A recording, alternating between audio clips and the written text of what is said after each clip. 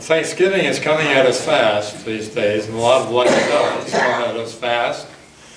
The Pilgrims of Plymouth Colony suffered a devastating winter in which nearly half of their number died in 1620.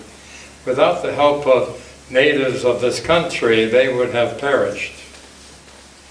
After the first successful fall harvest, Governor William Bradford proclaimed a day of thanksgiving and prayer to God to be in late November 1621, a day of feasting together with about 90 Wampanoag Native Americans.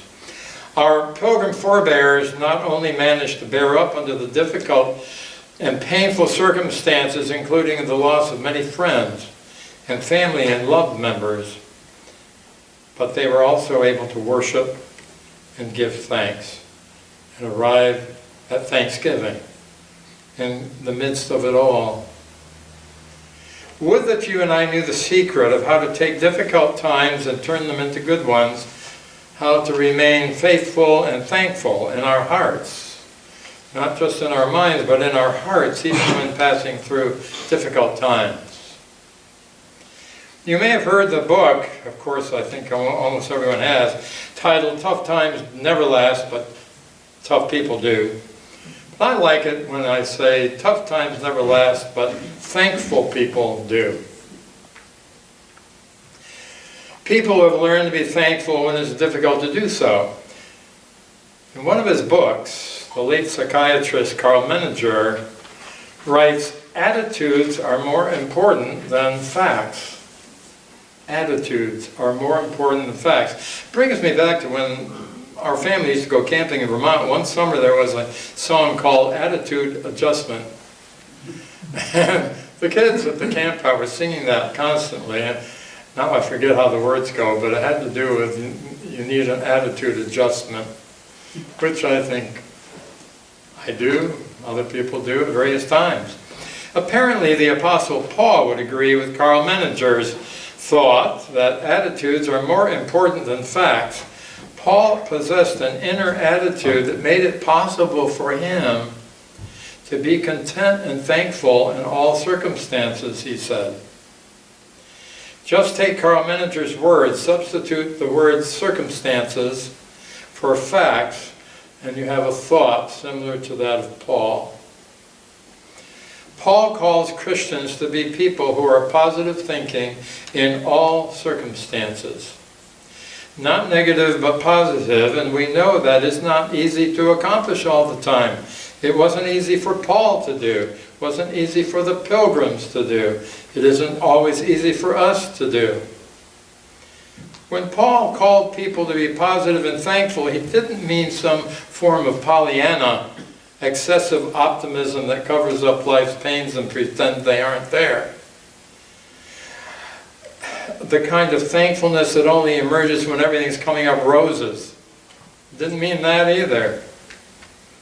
Paul was talking about a positive, thankful attitude that grows out of knowing by faith that life is good when you include Christ in it.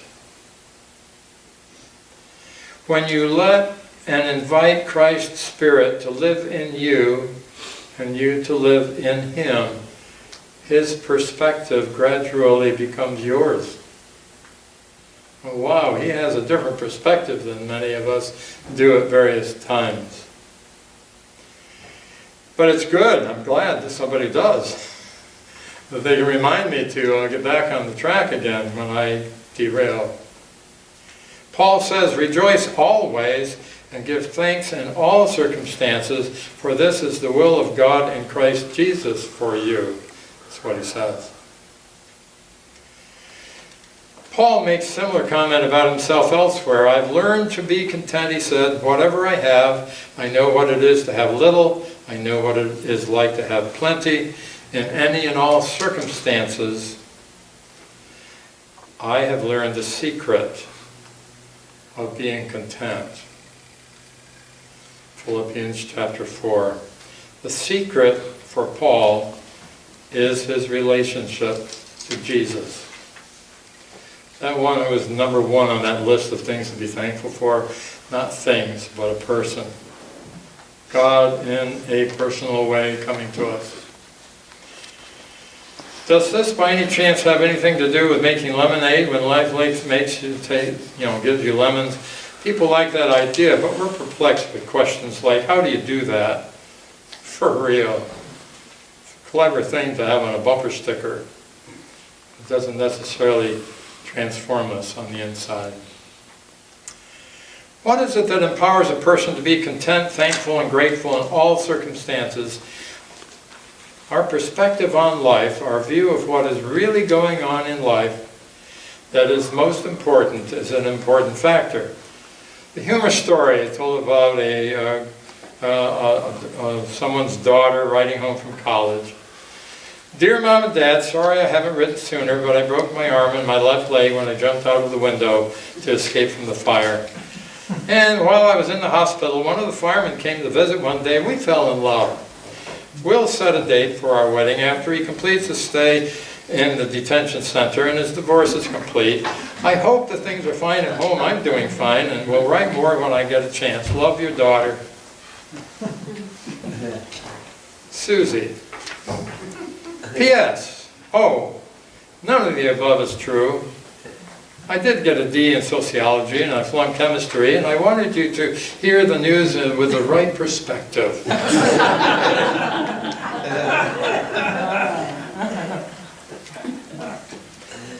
Paul teaches that Jesus shows us life in proper perspective. When we lose ours or go down the wrong path for a while, we all do, Jesus is the one who has the proper perspective.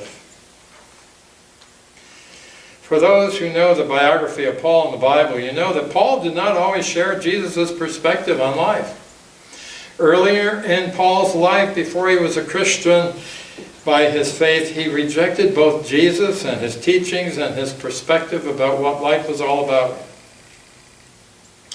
But then, following Paul's turnabout from his past to become a committed follower in a relationship with that one whom he had previously rejected, his perspective, Paul's perspective, was profoundly transformed. People didn't even trust him for a while because of the way he had done before that. He was profoundly transformed before the eyes of many people. Proper perspective is able to see beyond the present circumstances and adopt a new attitude of being slow to complain and swift to give thanks, somehow to find out what's thankful about that situation. Not always easy. Jesus' perspective is that of an optimist. A positive, thankful person lights up your day and the days of many others. We shine the brightest when we're able to be thankful. I know of no better way of looking at things than through the eyes of Jesus, and in his spirit leads to the best Thanksgiving I will ever have. I suspect that any of us will ever have. And I have to tell you one more story. This happened to me this week. This is a story I told you last year at this time, but I've got to tell it again because there's got to be a reason for what has recently happened to me. When Pat and I were in California, visiting our youngest son and attending his wedding in the Redwood Forest, it was a wonderful experience. Last summer, I went down to Fisherman's Wharf in San Francisco and wandered among the different people you meet there. And there was an organization called That the Blind May See Again, represented there. And I talked with them for a while, and I realized as I heard the story, I didn't start out with my story that I thought I knew, listened to their story, and I realized I was standing in the presence of one who the story names as David Littleton, who lived in Wisconsin when he was a child and was blind, until his parents took him to Massachusetts General Hospital with the hope that a surgeon had learned a new kind of surgical technique to restore people's sight with the condition that David had. Have a look at my notes here. David, yes. Anyway, the story goes like this, and they knew the story too. There's still more to it when I get this done. The story had to do with when he left Wisconsin with his parents to go to Massachusetts General Hospital. He had a teddy bear with him, with a missing eye and a chewed up ear and stuff coming out the seams. Now you recognize the story from last year?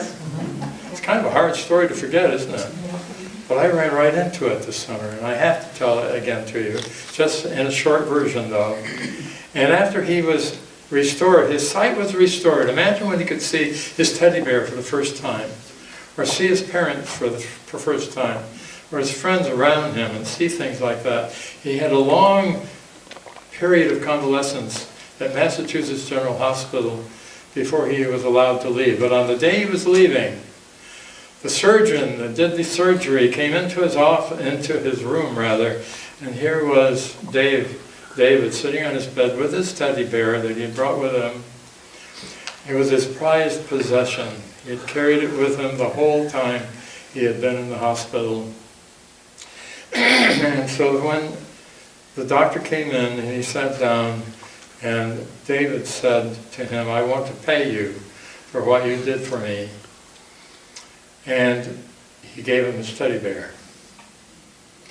He called him Dr. John. I don't know who Dr. John is, but on the 10th floor of the White Building at Massachusetts General Hospital, I have seen it for myself when I visited people there years ago when we lived on Cape Cod. I would occasionally from West Haven, we'd have someone who would go to Boston to be in the hospital at Massachusetts General. And there's a teddy bear in a glass case, if nothing's changed. 10th floor White Building, if you happen to go there sometime, for good reasons and not for negative ones. But there's this teddy bear, and underneath it says, "The highest price I was ever paid for services rendered." From Dr. John.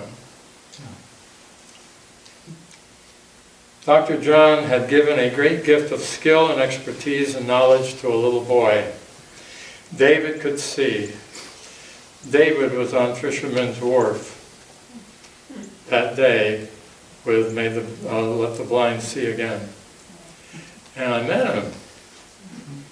But I met him again at the VA hospital here in West Haven last week. Wow. And I invited him to church. And don't look at the doors, he's not going to walk in. He wasn't able to say yes. But I did invite him to come to church. So I knew I had to share this again with you. But I shared it last year as part of a stewardship sermon. Today, some of us who remembered had brought our pledges with them, and we will dedicate them along with our weekly offerings at the offering.